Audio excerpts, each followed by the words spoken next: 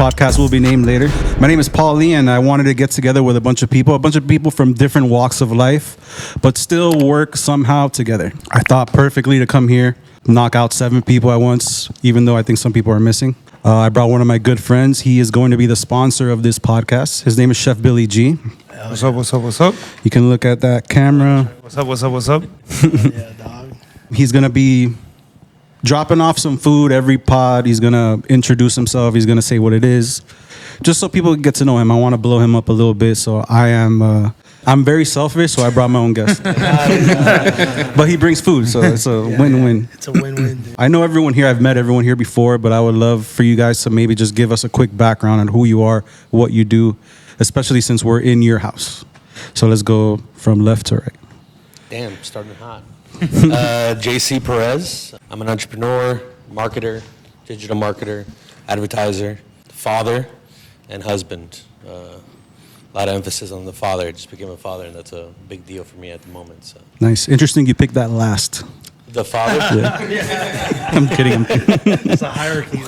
Yeah, right? No, but definitely emphasis on that, man. Got a 3-year-old, and can't wait to go see him tonight. So that is awesome. that is myself. That's what motivates you? Your kid? Yeah, beyond words. Yeah, awesome. Yes. So I have children as well, quite a few. He's going on his 15. I'm an actor, writer, director, and now I guess entrepreneur, dude, as of late. Yeah, what's your name? My name is... People don't know it? That's great, that's great. What's your name? People know it, dog. Robbie Ramos, or Roby Ramos, dude. Since I've been in Miami, everyone calls me Roby now again. And maybe I take it back, dog. That's my real... That's what I know you as. Yeah, of course, dude. Yeah. So that's it. That's my name. You got to shout out Healed, bro. Come on. Shout out Heels, dog, coming to Netflix. Oh, really? In the fall. Yeah, bro. Thank God. Oh, that's huge. Yeah. Shout out Heels. Junior Alonso. I don't have any children, but I am a dog dad, so shout out Luna. Shout out Steph, shout out Luna. Actor, comedian, host, producer, performer, and one of the people here at Cultura Media House. Since you said this is First the crib person here, to shout so it out. Good job. shout out Cultura Media House. We out here. Adrian Lorenzo. I guess I have to lead with father. I have a 6-week-old at home, so that definitely is front and center right now. But overall, I'm an artist now.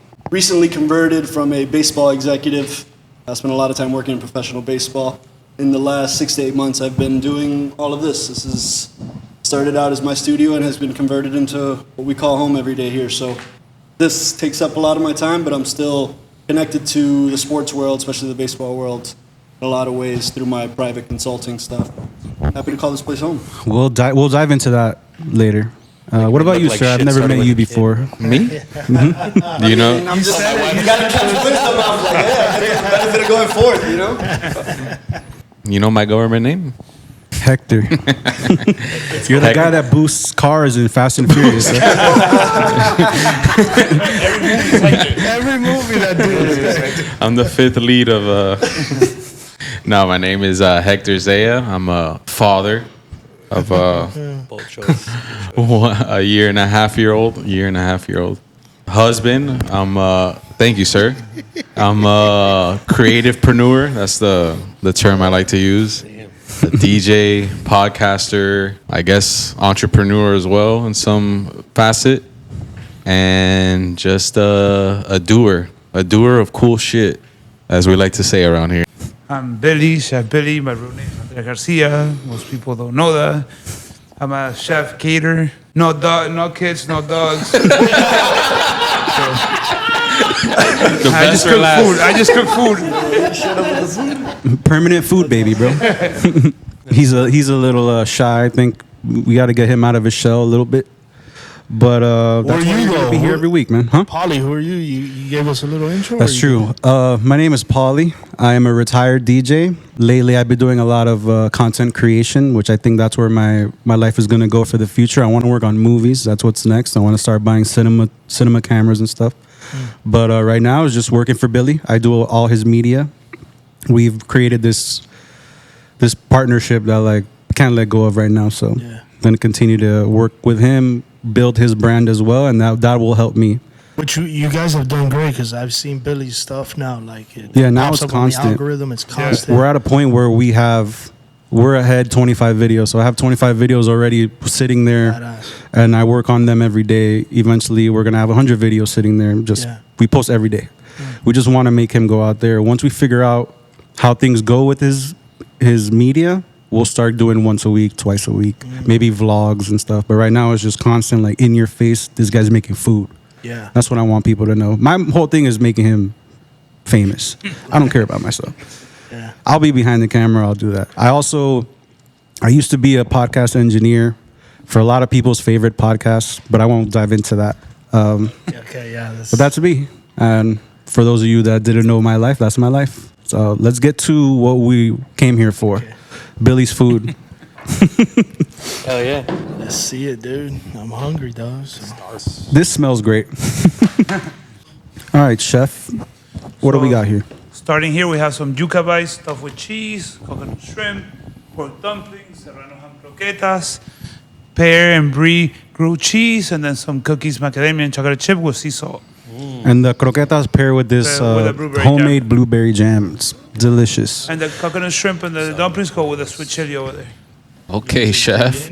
Okay, chef. So I guess let's have everyone take a bite. Tell us what you think about his food, and then we can continue with the pot. Blueberry is a nice. Yeah. It's a nice compliment. I used to have a restaurant at the beach, and that's where me and Paul started working together. Basically, Paul started going with me every day and just started partnering with me and doing everything. And that's when that was like the heavy hitter of the menu, la croqueta. That croqueta's crazy, bro. Brother, this is brie and pear? Yeah. Wow. Caramelized pears. A lot of people don't pair it with sauces, but I feel like such a perfect thing to dip Bro, into something. anything goes with a sauce. Yeah. Like, sauce just makes, like, have you ever been like, oh, that didn't need a sauce? Nah. You know what? You're right. Danny right there. Yeah, my brother. His brother's That's my brother, yeah. Not me, dude. I keep it plain as fuck. Yeah? dude. There's some. If I throw jam on this, That's crazy, dog. Americans. Yeah. Are you a picky eater? Or Yeah. The most. Every time I tell a chef that, they're like, "Oh yeah, dog." I see their eyes like fucking zone in on me. Bro, Yeah, like, exactly. Yeah. I take it I will tell you, if you try shit, you don't like it, Right. that's on you. Like, there's shit, like, I won't touch a banana. Like, I won't touch He's never eaten a Oh, banana. you don't like the texture? I don't like, not, I don't even touch, like, I won't touch it. Why, dude? But I won't touch a banana. I won't touch it. Wait, so you never cooked the banana? Like, No. Bro, I'll put gloves if I have to. If you not, serious? one of my Is that employees, serious? if not, one of my employees is touching it. I eat banana, I'll put it in my spaghetti. No, bro, I'll die. That's a Cuban thing, right? Yeah. The banana with your meal. Or those croquetas and the cookies are people's favorite. Like, if I'll go anywhere, I take cookies. La croqueta Cookies and exploded, croquetas open a lot of doors in Miami. I'm sure. You show up with a tray and people are like, whatever you need. we had a debate here yesterday. Best croquetas in Miami. It was a pretty cool. heavy debate. Talk to me. It was a heavy debate. I go with Islas first and Sergio second. Oh my God.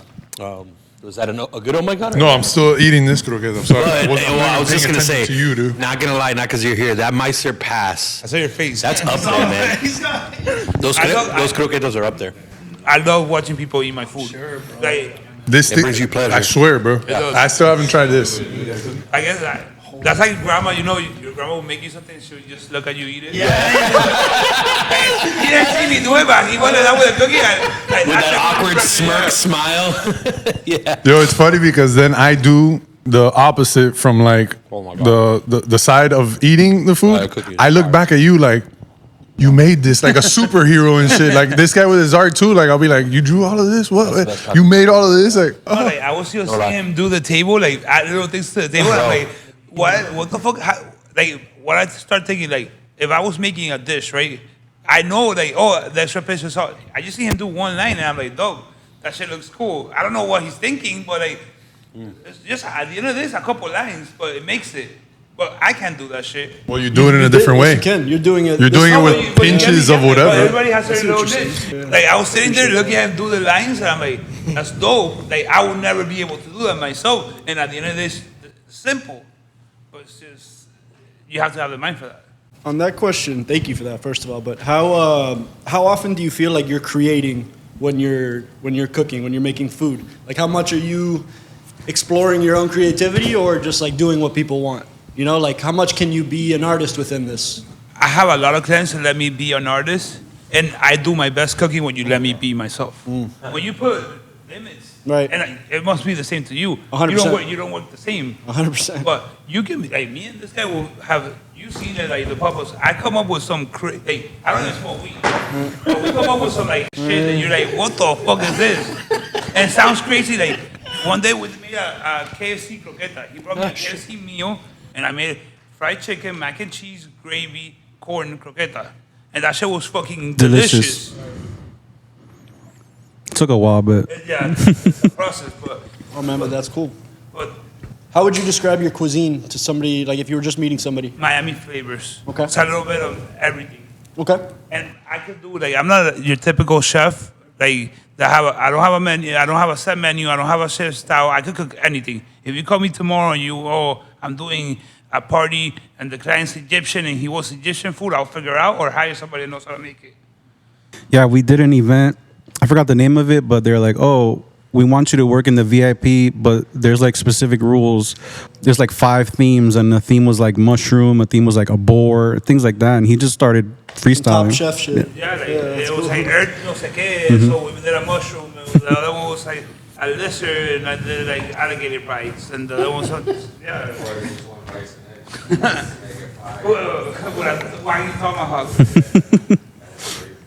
I've also learned that you gotta tell clients no.